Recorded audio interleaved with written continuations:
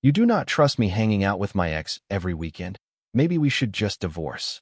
Emily Parker said it like she was reading the weather, not ending a marriage. And the table in the small dining room went so quiet I could hear the ice settle in my glass.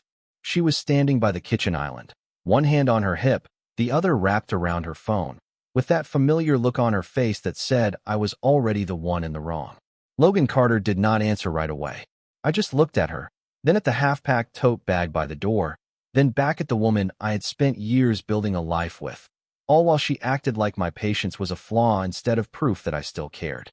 Outside, the late afternoon light slid through the blinds and striped the floor in pale gold, the same light that had filled our home on so many ordinary weekends, when we used to cook together, laugh about nothing, and plan the next month as if the future was something we could count on. But lately, every Saturday had started to feel the same. Emily would dress carefully, check her reflection twice, and say she was meeting friends. Then her phone would buzz all evening with the kind of smile that never quite reached her eyes. I had asked once, gently, who was always texting her so late. She told me I was being insecure. I had asked again the next weekend, when she came home smelling like a restaurant I had never been to. She told me I was imagining things. By the third weekend, I stopped asking, not because I believed her, but because I wanted to see how far she would go if I gave her enough rope to keep pulling.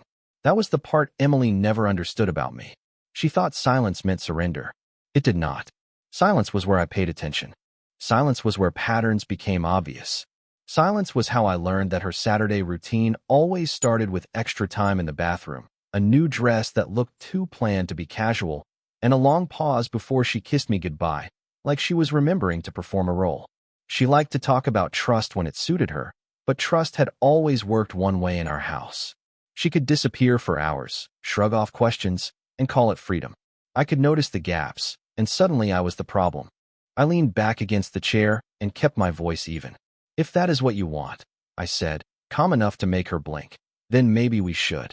Emily frowned, like she had expected me to fight harder, to argue, to beg, to prove that I still wanted the version of us she had been slowly stepping away from. Her expression shifted just a little, a tiny crack in the confidence she had worn into the room. She looked at me as if I had broken the script. Maybe I had. I was done reacting to every little move she made. Done chasing explanations that never came clean.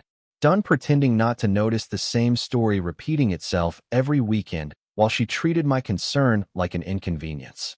I stood up, took my glass to the sink, and let the water run for a second before speaking again. If we are really talking about divorce, I said, then let us make sure we are both being honest about why. Emily stiffened, but I did not raise my voice. I did not need to. The truth was already starting to move through the room, quiet and steady, and for the first time that night, the only person who looked uncertain was the one who had just tried to make me feel small. Emily Parker did not speak for a long moment after I set the glass in the sink, and that silence told me more than any argument could have. She stood there in the kitchen with her phone still in her hand, watching me as if she was trying to decide whether I would fold, whether I would chase after her, whether I would turn this into the same tired fight we had already been having for weeks. But I stayed where I was, both hands resting on the counter, letting the water run for a moment longer than necessary, because I wanted her to feel the weight of waiting for once. The house was so still that I could hear the faint hum of the refrigerator, the soft ticking of the wall clock, and the distant sound of a car passing outside on the street. It all felt ordinary on the surface, but nothing about this moment was ordinary anymore. Emily had already pushed the conversation into dangerous territory, and now she was the one who seemed uncomfortable with where it had landed. She crossed her arms, then uncrossed them, then glanced toward the hallway as if she expected the room to rescue her from the pressure that was starting to build. I could see the signs clearly now. The way she had been dressing differently on Saturdays. The way her schedule suddenly became vague whenever I asked about it. The way her mood shifted whenever I mentioned her ex. As if even the name itself was an inconvenience she did not want to explain. It had not taken much to notice, only patience, and I had more than enough of that. For months, I had been watching the same pattern repeat itself, each weekend adding one more small piece to a picture I did not want to see but could no longer ignore. Emily liked to call it freedom. I had started to call it avoidance. There was always a reason why she could not answer a question directly. There was always a reason why she was too busy to text back, too tired to talk, too distracted to stay present. Yet somehow, when I was the one who asked for honesty, I was the one accused of being controlling. That part had begun to wear thin long before tonight. I turned from the sink and leaned against the counter, keeping my voice low and even. "If you really want to talk about divorce," I said, "then we should talk about it with clear heads, not while you are trying to turn my concerns into the problem." Emily's jaw tightened. She hated when I sounded calm, because calm meant she could not drag me into the emotional mess she had prepared. It meant I was no longer reacting on her terms. She looked at me carefully, studying my face, and for the first time that evening I saw something flicker underneath her confidence. It was not guilt yet. It was uncertainty. That small hesitation gave me more clarity than any answer she could have given. I had spent enough time in our marriage to know when someone was trying to stay one step ahead of a truth they did not want to face. And Emily had been doing exactly that every weekend. I pushed away from the counter and walked toward the living room, not in anger, not in defeat, but with the quiet feeling of a man who had finally stopped pretending not to notice what had been happening in front of him. If she wanted to make this about divorce, then I was ready to see how far she was willing to go when the conversation stopped being about blame and started being about facts. The room remained still as Logan Carter crossed to the living room, the envelope he had prepared resting lightly in his hands, a quiet weight that seemed to draw every eye without a word. Emily Parker watched him, curiosity and caution replacing her earlier amusement, as if she were realizing for the first time that the evening had taken a direction she could not control.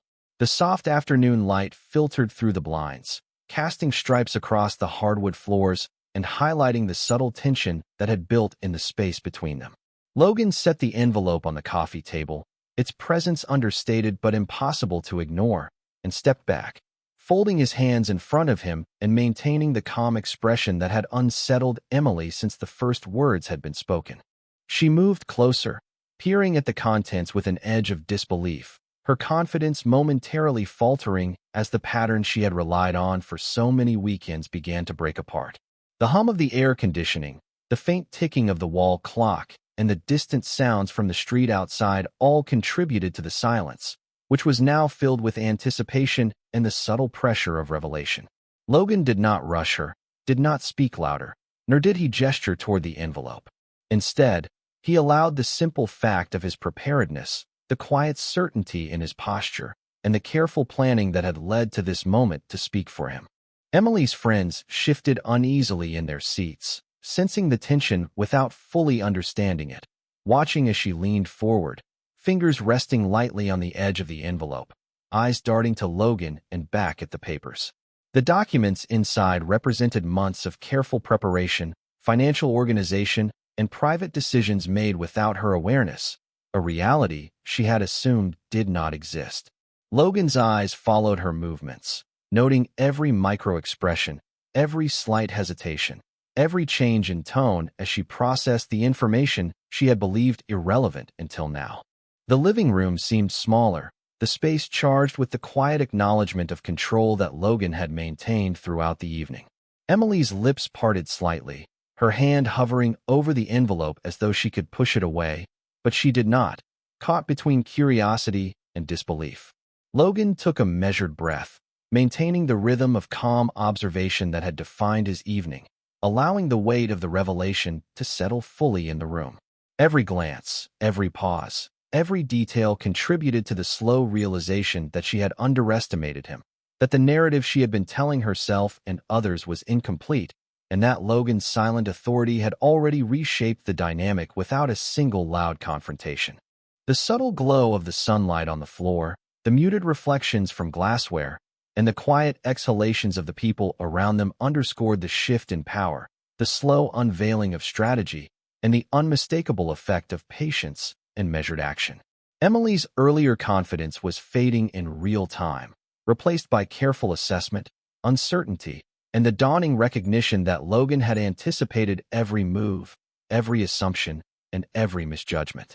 As she studied the documents, the calm, deliberate presence of Logan Carter dominated the room, making it clear that the evening had been quietly orchestrated to reveal not only the facts, but also the depth of his foresight and the quiet strength that had been underestimated for far too long.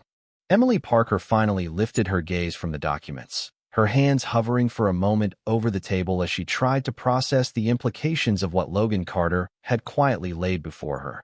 The envelope itself seemed almost innocuous, yet the content carried months of careful preparation and decisions made in private, decisions she had assumed did not exist. And now the reality of them pressed into the room with undeniable weight. Logan remained seated, calm and measured, observing her every reaction with steady eyes, his posture relaxed but firm, the quiet authority in his demeanor demanding attention without a single raised voice. The sunlight filtered through the blinds, painting narrow bands across the hardwood floor, illuminating the subtle expressions on Emily's face as realization slowly began to replace the confidence she had worn all evening.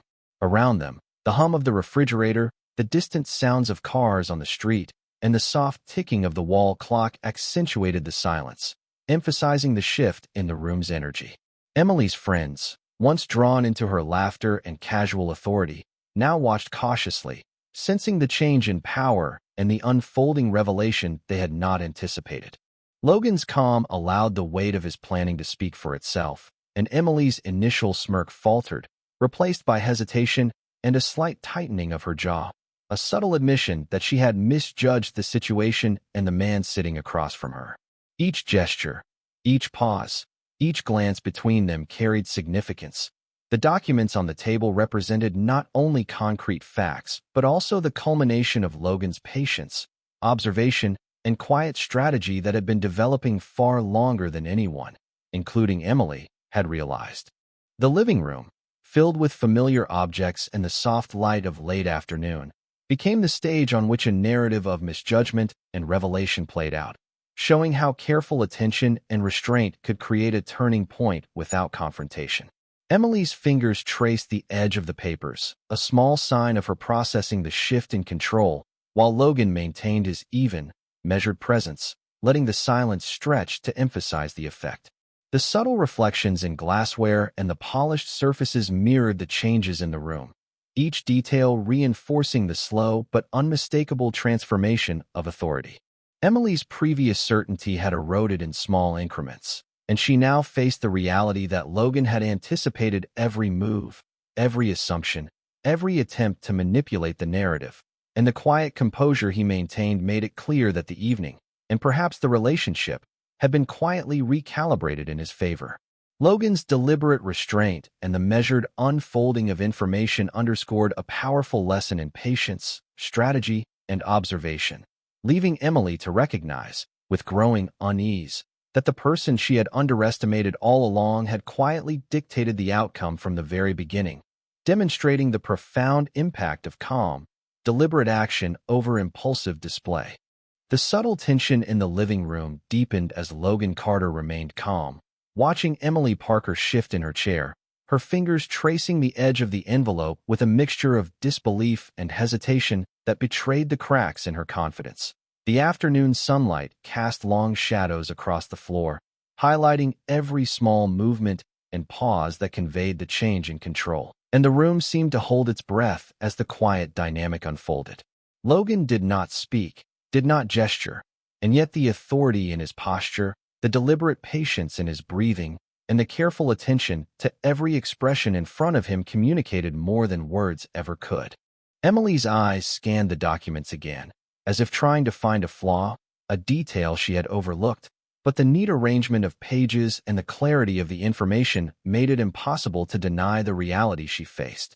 Her friends, once drawn into her performance, now exchanged glances, uncertain of how to react as the atmosphere shifted subtly but decisively toward Logan, the man they had all underestimated. Logan's calmness acted like a mirror, reflecting back to Emily every misjudgment she had made, and each moment of her realization was amplified by the contrast between her previous confidence and the composed presence before her.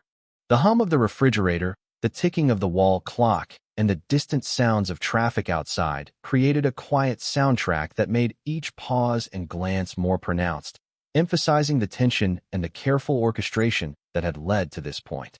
Logan had long learned that the most powerful control often comes not from confrontation, but from observation and patience. And tonight, every detail he had noted over months of careful planning was culminating in this single, quiet revelation. Emily's posture shifted slightly, the subtle tightening of her shoulders and the brief hesitation in her movements signaling that she was beginning to understand the breadth of Logan's preparation and the depth of his foresight. The envelope on the table, once seemingly inconspicuous, now symbolized the quiet authority he had maintained, a physical representation of months of attention and discreet planning that no amount of her previous dominance could undo. Logan leaned back just slightly, maintaining eye contact, letting the silence do the work of conveying what he had already built, the careful alignment of facts and timing that had orchestrated this moment of inevitable recognition. Emily's face reflected the slow dawning of comprehension, the realization that the narrative she had relied on to maintain control had been subtly redirected by Logan's deliberate restraint and foresight. Every small sound in the room, the soft clink of a glass, the gentle creak of a chair, added to the weight of the moment, reinforcing the power of quiet strategy over impulsive assertion. Logan's calm presence, measured and unshakable, left no space for argument. Only the acknowledgement that he had anticipated every move, every assumption, and every attempt to obscure the truth, and in that quiet tension, the balance of authority had been quietly but decisively shifted. By the time the room settled again, Emily Parker had gone quiet in a way that felt different from before, less defensive and more uncertain, as if the documents on the coffee table had taken something out of her that she had not expected to lose. Logan Carter remained exactly where he was, neither pressing forward nor retreating, simply watching the way her expression changed as the meaning of the papers kept sinking in. The afternoon light had shifted lower now, growing warmer and softer through the blinds, and the stripes across the hardwood floor had stretched farther toward the hallway, marking the passage of time in a house that suddenly felt much smaller than it had an hour earlier. Emily turned one page, then another, her movements slower now, her confidence thinning with each line she read. Logan knew that look well. It was the look of someone who had finally realized the room was no longer arranged in their favor. He did not interrupt. He had never been the kind of man who needed to prove himself through noise. That was part of what had made the last several weeks so revealing. While Emily had been busy creating distance, dressing up explanations, and calling every question distrust, Logan had been quietly observing, collecting, and preparing. He had noticed the odd timing of her weekend departures, the rushed way she checked her phone before leaving, the changed tone in her voice whenever he asked simple questions about where she was going. At first he had tried to trust the patterns away. Then he had tried to explain them away. But eventually, the repetition became impossible to ignore. What he had placed in the envelope was not an accusation shouted into the open air. It was the result of calm attention, patient record-keeping, and an understanding that facts have a way of standing up on their own when they are finally given a place to sit. Emily looked up at him again, and this time there was no amusement left in her face. There was only a careful, measured worry, the kind that appears when a person realizes the story they have been telling themselves may not survive another page. Logan still said nothing. He let the silence work. It was not an empty silence. It was a silence full of weight, full of memory, full of all the weekends he had spent noticing what others would have overlooked. He thought about how easily trust can be mistaken for naivety by someone who has stopped respecting it. He thought about how often people assume calm means weakness because they do not understand what it takes to stay calm when every instinct says to react. Emily shifted again, this time setting the papers down carefully, almost reverently, as though the documents themselves had become too important to handle casually. Her friends were no longer pretending the atmosphere was light. They sat in uneasy stillness, glancing between the two of them, sensing that whatever came next would not be a joke, not a performance, but the slow correction of a misunderstanding that had gone on far too long. Logan finally leaned back slightly and rested one arm along the edge of the couch, his breathing even, his face unreadable. The room belonged to him now in a way it had not before, not because he had forced it, but because he had prepared for this moment while others had assumed there was nothing happening beneath the surface. And as Emily stared at the envelope with a new and uneasy awareness, Logan understood that the most important part of the evening had already happened. The truth had entered the room, and she could no longer pretend it was not there. When Emily Parker finally looked up from the papers again, the uncertainty in her face had deepened into something quieter and far less comfortable, the kind of silence that arrives when a person realizes the room has already shifted without asking permission. Logan Carter stayed where he was, still calm, still composed, still watching the subtle changes in her expression as she read through the details for what felt like the third or fourth time. The envelope remained open on the coffee table, its contents spread out in neat order, the pages lying under the soft late afternoon light that slipped through the blinds and painted long stripes across the hardwood floor. Emily's friends no longer had the relaxed posture they had carried earlier. They sat with their hands folded, their eyes moving back and forth between the documents and Logan, waiting for a reaction that never came. Logan knew better than to rush the moment. Truth did not need help when it had already been given enough space to settle. Emily turned one page slowly, then paused, then turned another, her movements becoming more careful with each second. The confidence she had worn into the room had not disappeared all at once. It had worn away in layers, replaced now by the difficult work of trying to understand how much she had missed and how long it had been there. Logan had spent weeks noticing small things that had not seemed urgent at first. A phone turned face down too quickly. Weekend plans that changed without explanation. A pause before answering simple questions. The kind of details most people dismiss until they become impossible to ignore. He had not confronted her at every turn. He had watched. He had listened. He had kept his own counsel, while the pattern kept repeating itself in ways that eventually made denial feel childish. That was why he had prepared the envelope at all. Not for a scene, not for an argument, but for the moment when the facts would finally need a place to stand on their own.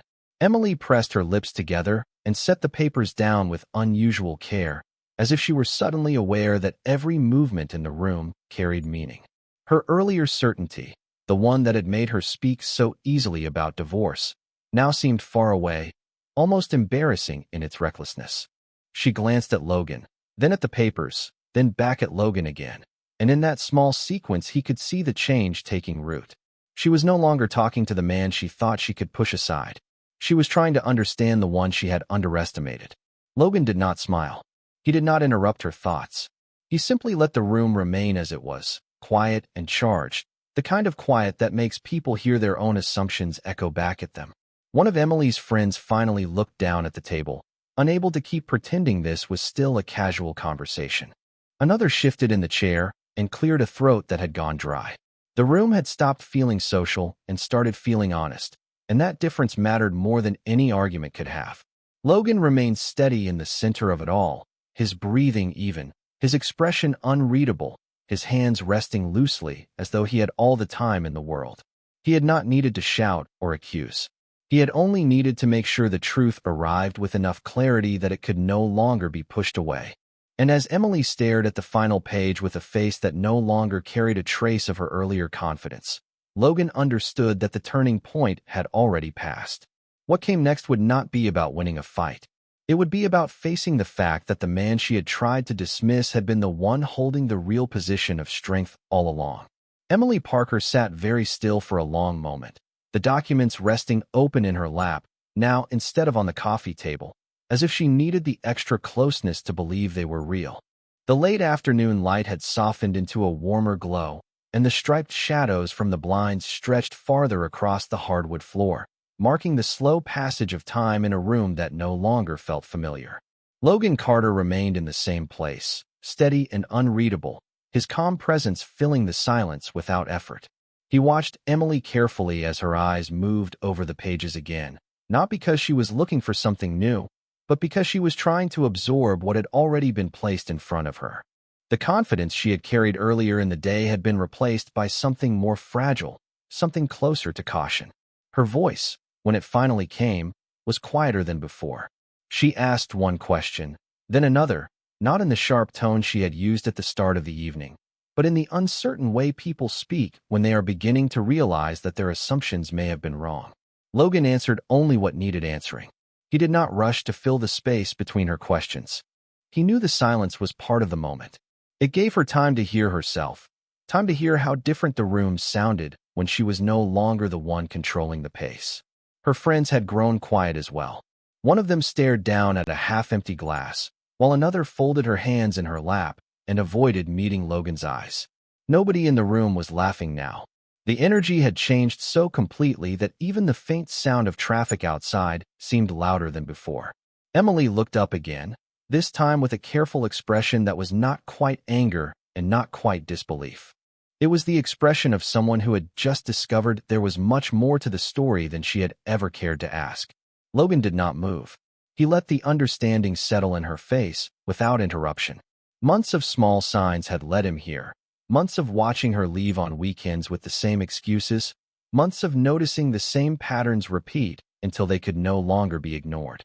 He had not said much during those weeks, not because he did not have questions, but because he wanted the truth to reveal itself in full, without help and without drama. That was what the envelope was for. Not revenge, not theater, just clarity. Emily flipped to the final page and read it slowly, her posture tightening with every line. Logan could see the exact moment she understood that the material in front of her was not something thrown together in anger. It was organized. It was deliberate. It was the product of someone who had spent a long time paying attention while she had assumed he was not. The room felt smaller now, the kind of small that comes from the pressure of an unavoidable truth. Emily lowered the papers, pressed her lips together, and sat back with a look that had changed from certainty to unease. Logan stayed calm, his hands resting loosely, his face giving away nothing. He had no need to push further. The documents had done their work. The silence had done the rest. And as Emily stared at him with a new and unsettled awareness, it became clear that the version of the evening she had expected no longer existed. The real one had already taken over. Logan Carter said nothing for a moment after Emily Parker lowered the papers, and that silence said more than any speech could have. The room had grown still in that particular way it does when people realize they are no longer watching a conversation but a turning point, and Emily seemed to feel it too. She sat back slowly on the couch, the documents resting in her lap, her eyes moving from the pages to Logan and back again, as if she were trying to find the version of the evening she had expected when she started talking about divorce. But that version was gone now. The air in the living room felt heavier than before, softened only by the warm light fading through the blinds and the faint sounds of the neighborhood outside. Logan stayed calm, his posture straight, his expression quiet and unreadable, not because he had nothing left to say, but because he no longer needed to force the moment. The truth had already entered the room and done its work. Emily looked up at him, and for the first time all evening, there was no smugness left in her face, no trace of the easy certainty she had worn when she thought she could push him into silence. What remained was a careful, unsettled awareness, the kind that comes when someone finally sees the full shape of what they have been ignoring. Logan did not rush to fill the silence. He let her sit with it. That was the difference between them in this moment. She had spent weeks moving through weekends as if her choices would never need explaining, while he had spent those same weeks paying attention to what others dismissed. He had noticed the changed schedule, the disappearing acts, the way every answer had a little too much polish on it. He had not needed to raise his voice to prove he was right. He had only needed the patience to wait until the facts could stand on their own. Emily's friends remained quiet, no longer treating the living room like a social gathering. One of them finally glanced away, while another folded her arms and stared at the documents as if they had somehow become more important than the people in the room. The energy had changed completely. What began as a challenge had become an accounting. What began as a warning had become proof. Logan took a slow breath and stood up, not with anger, not with triumph, but with the calm of a man who had already accepted the end of a story he no longer wanted to keep rewriting. Emily watched him as he did, her expression now something close to disbelief, as though she were finally realizing that the person she had tried to corner had been the one holding steady all along. Logan picked up the envelope from the table and slipped it back into place, then turned toward the hallway with the same measured pace he had kept from the start. He did not slam a door. He did not make a scene. He simply moved forward, and somehow that was the loudest statement of all. Outside, the light had begun to fade into evening, and the living room behind him felt like a place that had already belonged to a different version of his life. If this story stayed with you, think about what you would have felt in that room, watching someone who had been underestimated quietly take control without ever raising his voice. Would you have seen the signs sooner? Would you have handled it differently? If stories like this keep you hooked, make sure you subscribe so you do not miss the next one, because there is always another quiet moment, another hidden detail, and another unexpected turn waiting just beneath the surface.